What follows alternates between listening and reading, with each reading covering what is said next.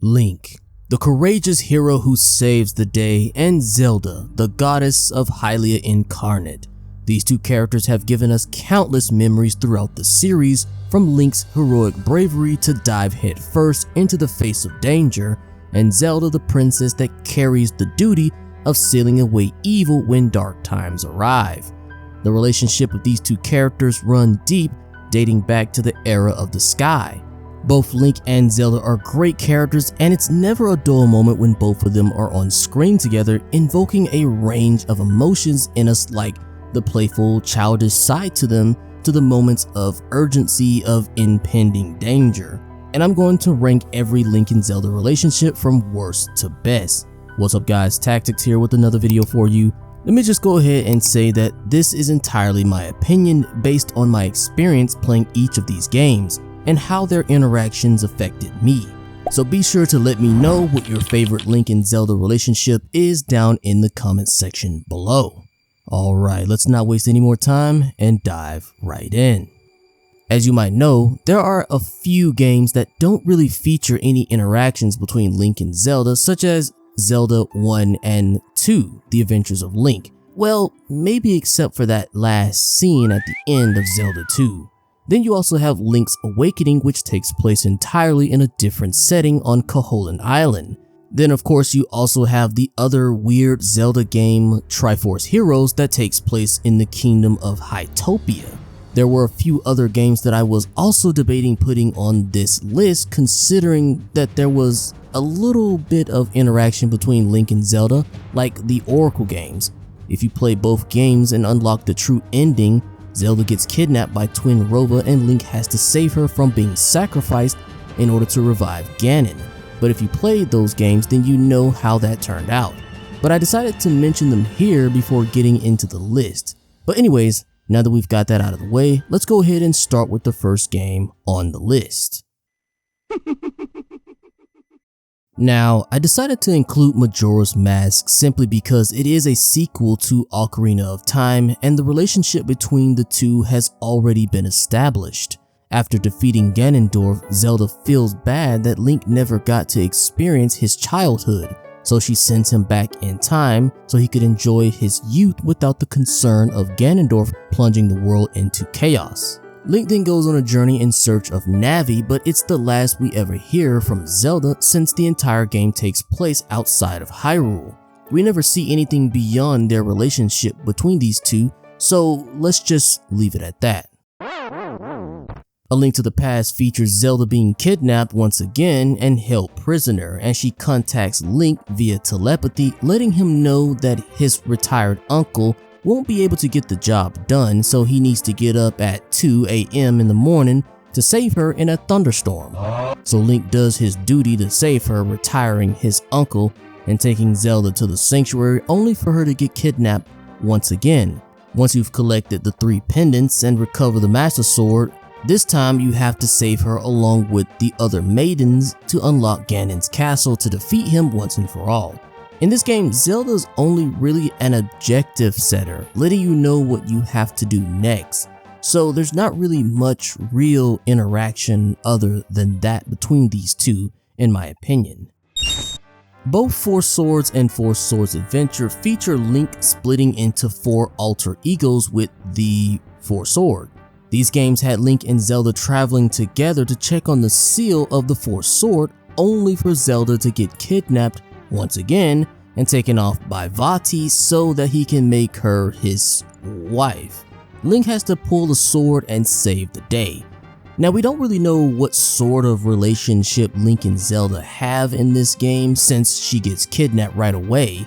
For all we know, it could have just been a situation where she was just a princess and she was with her favorite knight going to take care of a small little task, because after this, Zelda isn't seen again until the end of the game. So it is a bit disappointing that they didn't do more for them. Now the last game of the egregious damsel in distress trope, we have Phantom Hourglass. Again, the only reason I'm mentioning this one is because of Link and Tetra's relationship being already established from Wind Waker. So despite Tetra getting captured once again, at least the player can understand why Link would attempt to chase after her onto the ghost ship, and then proceed to embarrass himself by not even being able to do a single goddamn pull-up, despite being able to leap 12 feet into the air and driving the Master Sword into Ganondorf's head is crazy work, bro. But regardless, he saves Tetra in the end, and once more together they defeat the main villain with the Phantom Sword. So there is still some nice chemistry between the two of them in this particular game.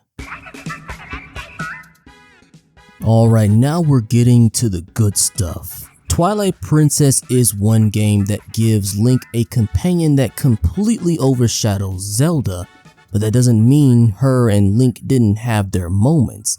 After meeting for the second time, Zelda offers Midna her powers, causing her to disappear only to be brought back as Ganondorf's puppet. Whether you think Zelda was truly dead or not at the time, bringing her back was a huge mistake on Ganondorf's part, since she teamed up with Link to shoot him off of his horse. This way, he had no choice but to get this work from Link in a 1v1 duel. The chemistry of working together to bring down the King of Evil here was a welcome sight after seeing Zelda basically just sitting on her ass the entire game. The few times Link interacts with her was when he was in his wolf form, so my man couldn't even strike up a conversation. He could only speak wolf, I guess. Well, now that I'm thinking about it, Link doesn't really talk anyways, so it wouldn't have mattered if he was a human, wolf, or hell, even a damn tanuki or whatever. So let's just move on.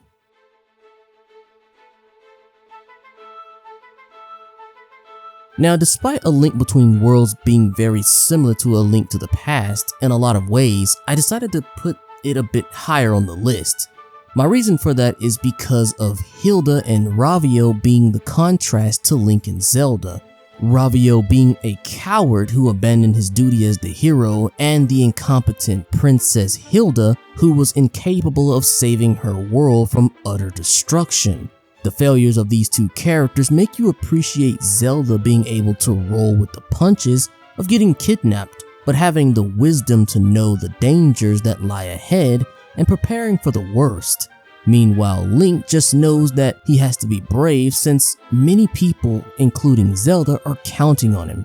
Not running away from adversity and having the strength and courage to stand against difficult obstacles even when the odds are stacked against you is the essence of a true hero.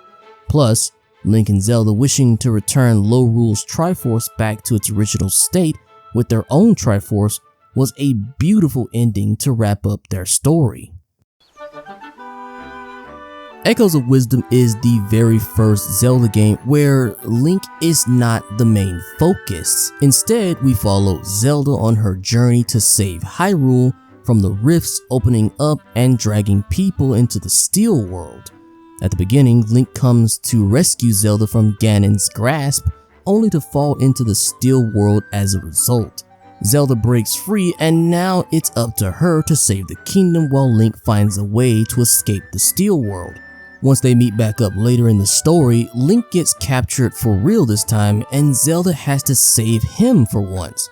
By the end of the game, you find all of Link's equipment and have restored them to their full power, so that you can hand them back to him and tag team the main villain of the game, Noel. It's a really cool moment in the game since these two rarely have the chance to fight alongside each other. But there is another game, or should I say games, that I think do this much better, so I'll save my opinion on that until we get to them. Overall though, Link and Zelda in this game never really have a nice bonding moment, but you can still see the chemistry that they share despite never really knowing each other prior to the opening moments of the story.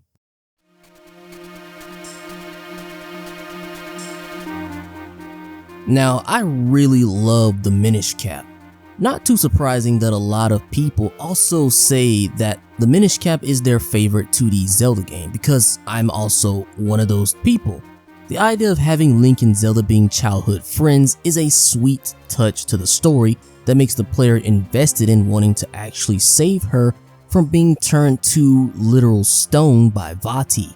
In fact, The point of the story is literally to take the broken Picori sword and forge it into the Force sword. Its magical powers would then be able to save Zelda from her stony fate. And it's also worth mentioning that knowing that Vati is about to extract the light force from Zelda at the end of the game gives this sense of urgency that you have to get to her before it's too late. It makes you really want to fight the countless enemies a bit more recklessly than you otherwise would in order to reach her in time. The Minish Cap will always be one of my favorite Link and Zelda relationships in the 2D games. And if you guys think that the Minish Cap is one of the best 2D Zelda games out there and Link and Zelda having one of the best relationships in that game, then be sure to leave a like on the video for me. And if you just enjoy Zelda content in general, then be sure to subscribe to the channel for more Zelda related videos just like this in the near future. That is, if you haven't already. It really does help me grow out the channel though, and of course makes me a very happy man. But anyways, enough of all that. Let's go ahead and get back to the video.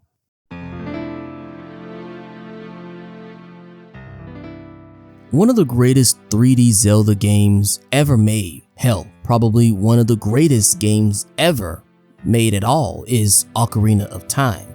And it's no surprise that it made it this far up the list. Link and Zelda's relationship starts in Hyrule Castle, where she warns Link about Ganondorf. At first, she was confused as to who this little kid was that just sort of wandered into the castle, until she figured out that you had one of the 3 spiritual stones. Overjoyed, she tasked you with seeking out the other 2 stones before Ganondorf can make his move. Even though this is a really cute little moment between the 2 of them, it is mostly all business though, and it's only until we reach the time skip portion of the game where the relationship kinda starts to shine a bit more. Zelda escapes Castle Town with Impa and goes into hiding, even changing her identity to Sheik to avoid Ganondorf's clutches. She teaches Link multiple songs throughout his journey to help him when it comes to entering the many dungeons across Hyrule to awaken the sages, even teaching him 2 of the most important songs he'll ever learn in his entire life, being the Song of Time and Zelda's Lullaby. Throughout Link's journey, Zelda was always watching over him, acting as his guiding light, so to speak, through the darkened skies of Hyrule, only revealing herself once Link awakened the final sage of the Spirit Temple. Ganondorf captures her in that moment though, so now Link has to have one final showdown with the King of Evil himself, and with Zelda's help, they are able to bring Ganondorf down and seal him away. Even though she only appears in key locations throughout the map, Zelda was still like a third companion on your journey, giving you clues of what you had to do next. Instead of just dumping a list of tasks onto you and waiting on her hands for you to return, she took a more active role of being your guide, your beacon, so to speak, of what you had to do next. And I can appreciate that a lot more than I can a character sort of just telling me what to do next and then just standing around waiting for good news once I return. I have a lot more to say about this topic, but we will dive deeper into this very soon. For now, let's move on to our top 5.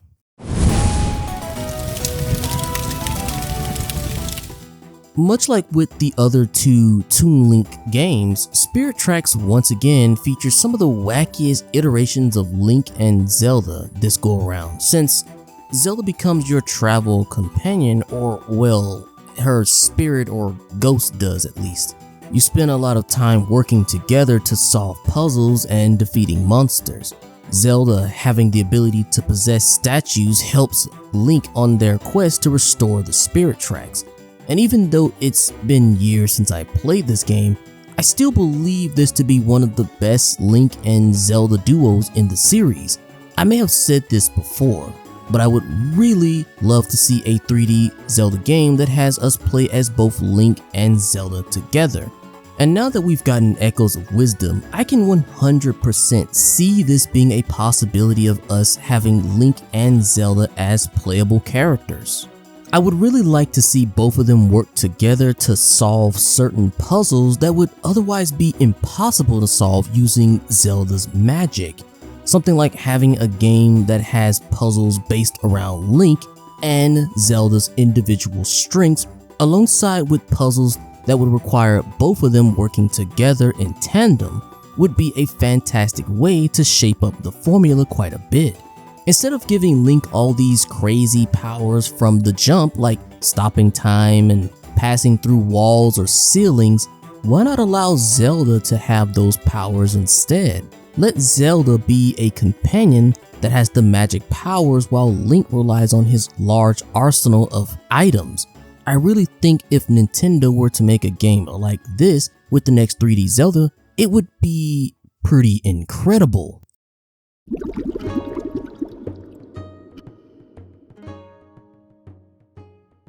As much as I praise Spirit Tracks, I still think that the relationship between Link and Tetra in Wind Waker were the best in the Toon Link games. Throughout the game, we knew Tetra was pivotal to the story, but it only really set in once you reach Hyrule Castle, buried beneath the waves of the Great Sea.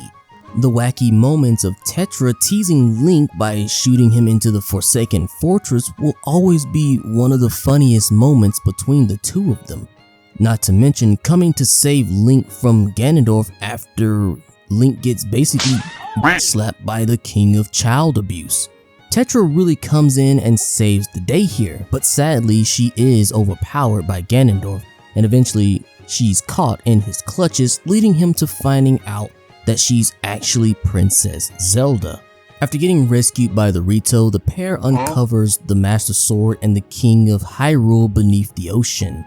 Link is then tasked to awaken the sages to restore the blade's full power and collect the Triforce pieces of courage before confronting Ganondorf again, only to find out that Zelda has been captured.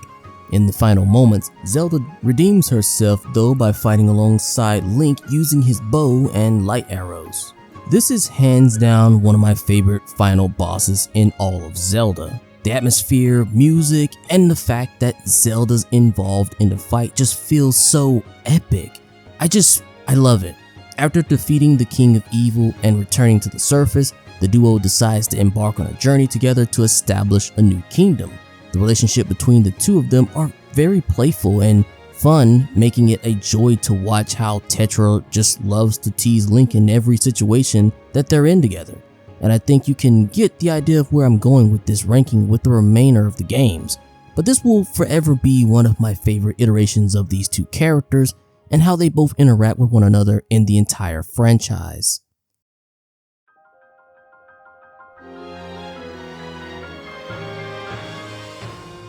As many of you are probably already aware, Tears of the Kingdom piggybacks off the success of Breath of the Wild. However, by no means is it a terrible game. I simply think that Breath of the Wild carries this game heavy.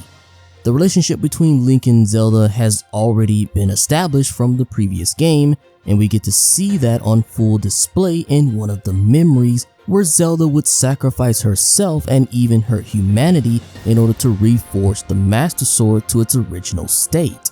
The ultimate sacrifice of becoming a dragon shows Zelda's sense of duty and devotion to aid Link. My only issue that I have is how she suddenly became human again, even though it was said that the chances of returning to a human was next to impossible in the story. Regardless, we get a cute moment of Link saving her mid-fall and seeing her smile at the end. However, despite all of this, there was just no real interaction between these two characters except for at the beginning, and for that I just couldn't possibly put it above the original.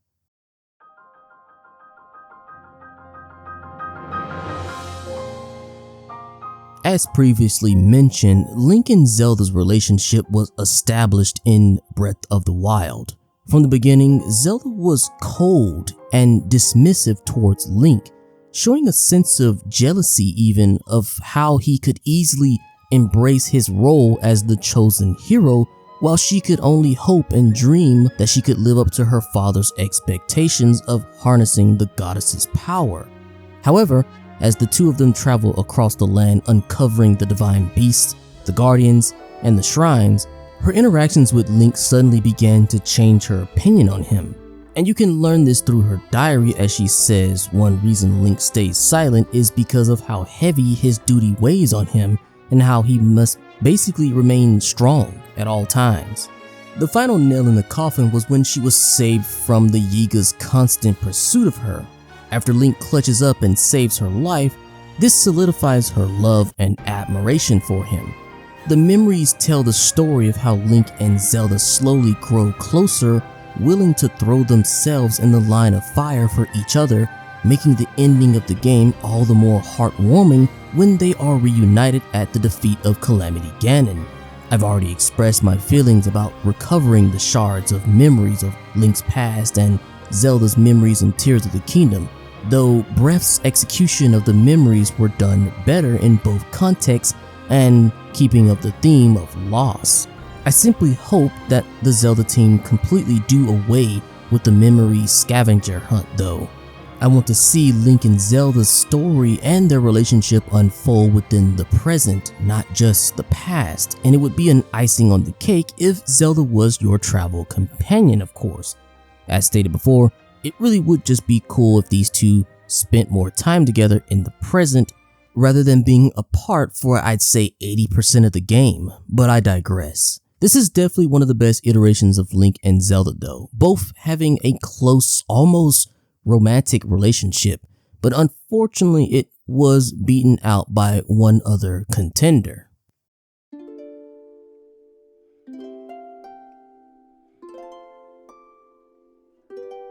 Skyward Sword has really grown on me since revisiting the game on the Switch. Even though I never really had a dislike for the game, the motion controls just gave it a really unique feel from the rest of the games. But believe it or not, it was my favorite part of the game besides the relationship between Link and Zelda. These two are clearly lovers in this game, and the moments they have together at the beginning parts are some of the best interactions between them in the entire series. Zelda is just so playful and cheerful, and is always happy being around Link. Speaking of him though, Link is the most expressive in this game than he's ever been in any game combined. Even though my man is a mute, well, sort of. I didn't need to hear Link talk since the looks on his face clearly gave us an indicator of how Link was feeling in that moment. You could tell when he was happy, when he was in beast mode, and even creeped out by Girahim. I love these two characters in this game, and I want to see more of this in the next game. Breath of the Wild Link was an empty shell compared to the Skyward Sword Link, with his vast amounts of expression on his face. There is no doubt in my mind that the best Link and Zelda relationship is Skyward Sword, and if you don't think so, well, you're wrong, and I will hear nothing else of it. No, I'm joking, really, please. Let me know your opinions actually. I would really love to hear from you guys. Go on, don't be shy. Let me know how you really feel about all of this. But either way, there you have it guys.